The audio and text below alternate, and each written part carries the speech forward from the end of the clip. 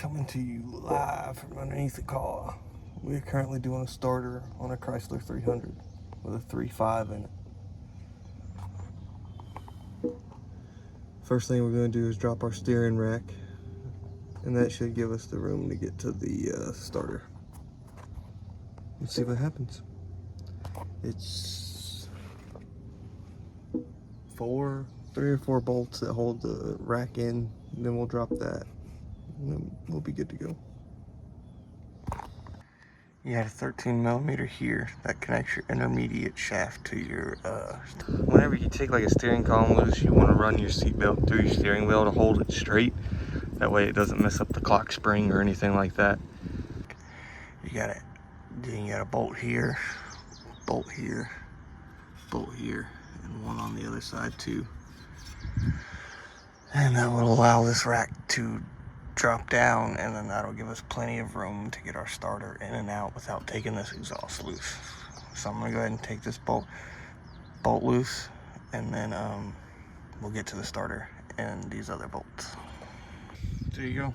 With the rack loose and lowered, it'll just come right on out, and then you can go right back in with it. Super easy. Just those 3 bolts, one there, one there, one there. And you got 2 3/15s to hold it on, but this car was missing a bolt. Then your wires, one's a 13, one's a plug, and it'll come right out. No need to mess with this exhaust or anything like that, because screw that. There we go, we got the new starter in there. We got everything reconnected in tight.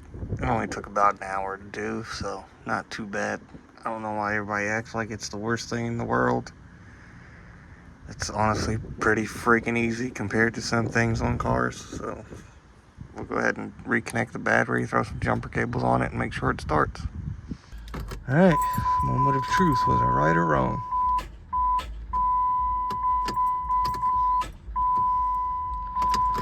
It's dead right now. So initially, whoever worked on this car last put 2 bolts in the starter, and they put them both on the bottom, so it was angled weird, and it was making a horrible noise when I was trying to start it, but now it starts up just fine. So we're good to go now. People working on cars, they ain't got no business working on them, man.